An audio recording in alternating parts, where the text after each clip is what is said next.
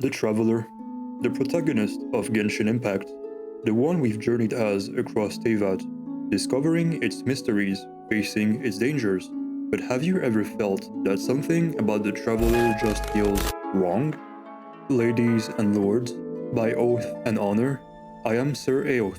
In today's subject, we are exploring a topic that has been on my mind for a while: the inconsistent writing of the Traveler in Genshin Impact.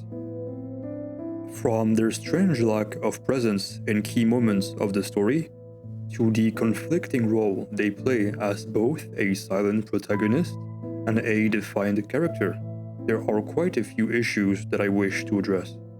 We shall expand on how the Traveler often feels more like a bystander than a hero, how their growth has been severely stunted or even non-existent, despite all they've been through, and why they sometimes come across as a poorly executed self-insert character. But it is not all bad. There's potential for this character to grow into something much more compelling. I will also talk about the positive aspects introduced in recent storylines. So whether you are a fan of Ether or Lumine, or just curious about the narrative choices Hoyoverse has made with the Traveler, stick around, because there is a lot to talk about. As you already know, the Traveler is the protagonist we journey through Teyvat with, yet there's a growing disconnect between how they're portrayed and how their role unfolds in the story. I wish to first dissociate a protagonist from a main character. The protagonist does not have to be a main character for every of their tales. Like a castle wall built stone by stone, the protagonist must cement each story into place, fortifying the world's foundation with the strength of a unified narrative through their influence. First, let's talk about how the Traveler feels sidelined, despite being central to the story. Time and time again, they act more like a witness than a driving force, which, don't get me wrong, is a perfectly fine thing to do when handled properly. Take the recent event in Fontaine. It wasn't the Traveler who resolved, let alone assisted, in the final crisis. Instead, other characters stepped in to save the day. That is a nice detail in itself, for it allows the world to struggle and thrive, showing that the protagonist is not always a main character and not the solution or the cause to everything. Yet, oddly enough, those same characters tend to heap praise onto the Traveler, crediting them for accomplishments they didn't truly achieve. This pattern is consistent throughout the story. In critical moments, the Traveler is often second to a more powerful figure, and while this is fine, since the protagonist doesn't need to always be the hero, it's disheartening when the character is praised for things they didn't really do, as they are present, yes, but without offering much or any contribution. A key example: in the battle against Scaramouche, the Traveler required Nahida to compile their past 168 defeats in order to finally end the fight. As this synergy is great and enables Nahida as the unarguable main character of the Sumeru Archon quest, the Traveler, our protagonist, who was the only one who could assist Nahida at the time, is framed as a hero when, in reality, they acted more as a spectator, barely surviving the ordeal and succeeding only thanks to Nahida. It is not a bad story at all, but it does, in my eyes, put a strain on the value of the Traveler's own strength. One of the most frustrating aspects of the Traveler is their lack of character development. They boast about their strength, but their abilities haven't noticeably improved since Inazuma. In fact, the Traveler's power seems stagnant, despite fighting increasingly powerful foes, or rather, looking at them. They are still barely stronger than Rosaline, the Fatui known as Signora. Why do you have so much power? My vital organs! A decent enough strength level, but on the grand scale of Teyvat, they seem left behind. Despite wielding multiple elements, their combat prowess feels underwhelming, and Hoyoverse seems reluctant to allow the Traveler's development. Take the Canticles of Harmony quest. Rather than feeling like a hero, the Traveler is, again, a character of unique constitution, allowing them to interact with the world in ways most others cannot, the same as with Nahida. Their uniqueness allows the story to advance, as a protagonist who drives a story forward, witnessing the story unfold without overstepping their presence.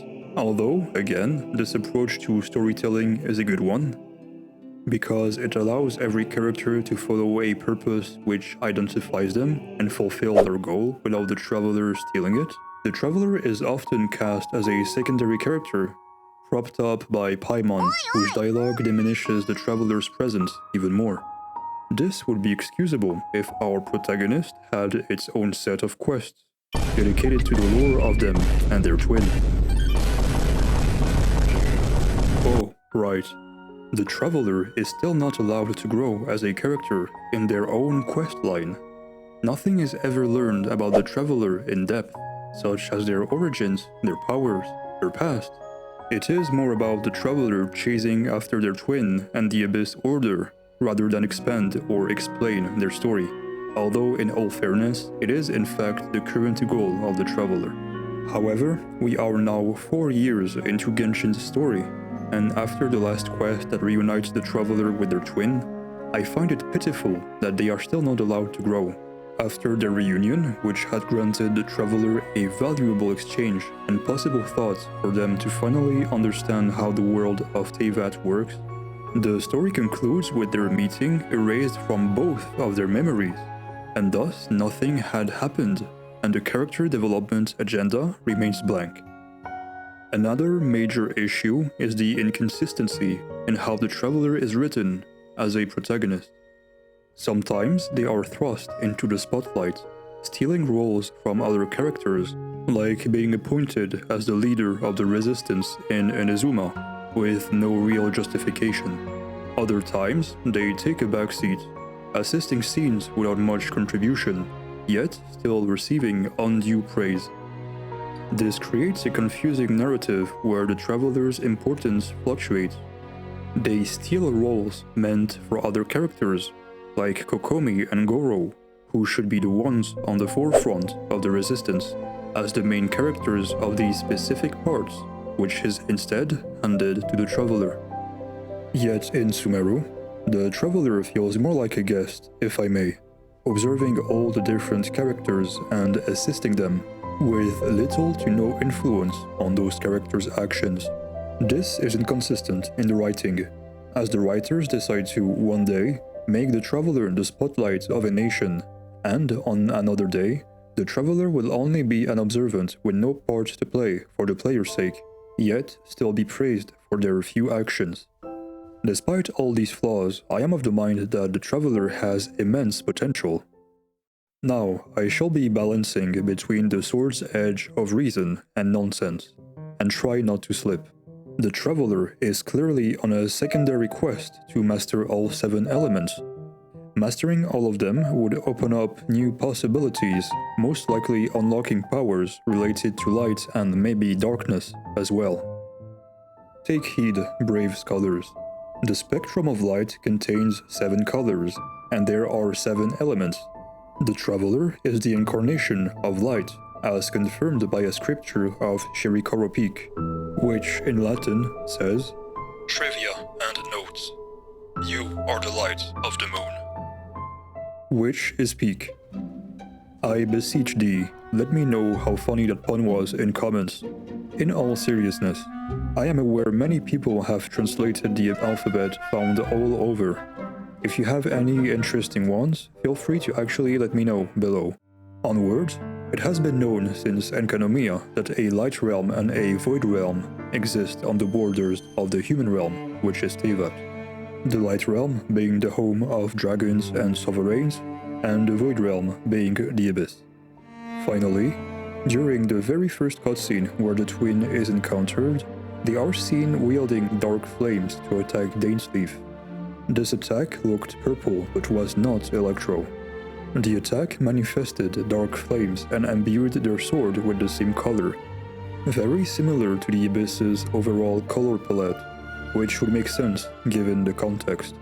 All the while, the twins' elemental ornaments are shining a very bright white, which is also not the default elementless version of the Traveler seen at first, which is a dim grey. By my sword and shield, this theory stands firm. But I don't have a shield, great swords all the way. Though this is far from over. Mythology hints at a connection to the unknown god, Asmodee or Ronova perhaps, either as the shade of space for void and the shade of death for Ronova.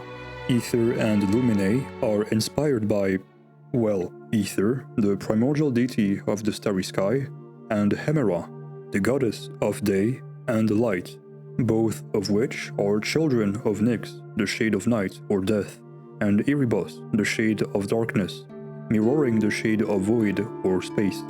Now, as you know, both of them are shades who belong to Phanes, the creator of the universe in mythology, and in Tevat, the creator of humanity.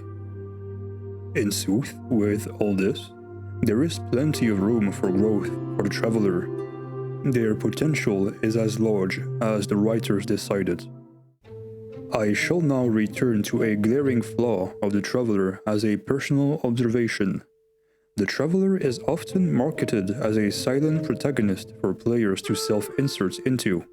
However, the reality is that the Traveler has their own personality, their own thoughts and expressions. This creates a conflict between being a blank slate for the player and a defined character with a backstory.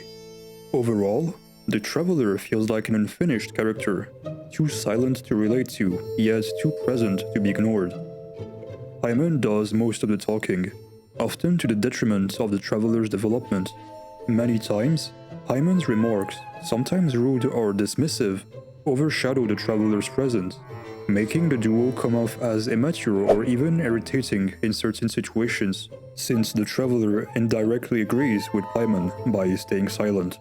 Let's take a moment to compare the Traveler to another Hoyoverse protagonist from Honkai Star Rail, the Trailblazer. Like the Traveler, they do have a personality, but the dialogue options, which are very diverse and often prompt different responses, allow players to shape their character's tone. The Trailblazer is also not forcefully inserted in every story as a witness or a convenient hero who fits the door's lost key. Instead, the game lets you directly experience other characters' point of views, while the Trailblazer is off pursuing their own goals. This flexibility creates a more consistent and relatable protagonist, one who isn't forced into every storyline but is still impactful when present, and most of all, who allows the player's expression through dialogue.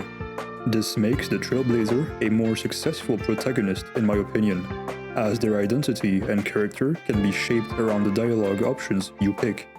In comparison, we can find instances where self-insert is impossible into the Traveler. Have you ever raised an eyebrow at something the Traveler said, reacted to, or did? Personally, I did. Most notably when the Traveler betrays Furina's budding trust towards the first person she could finally confide in after 500 years, just for the sake of a plan.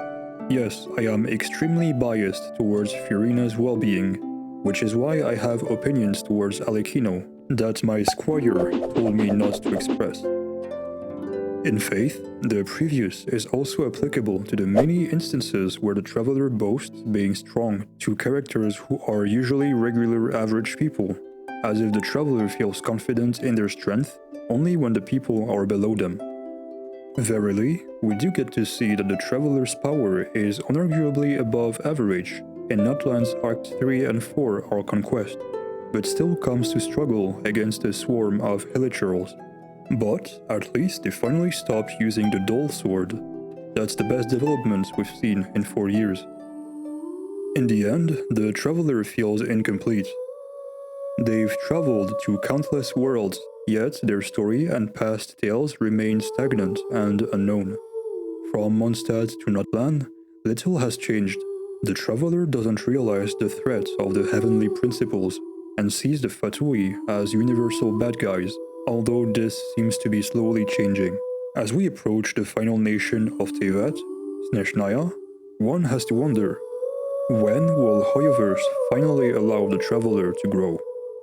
Let this be our final word. With sword in hand and wisdom in heart, Sir Eoth bids thee farewell.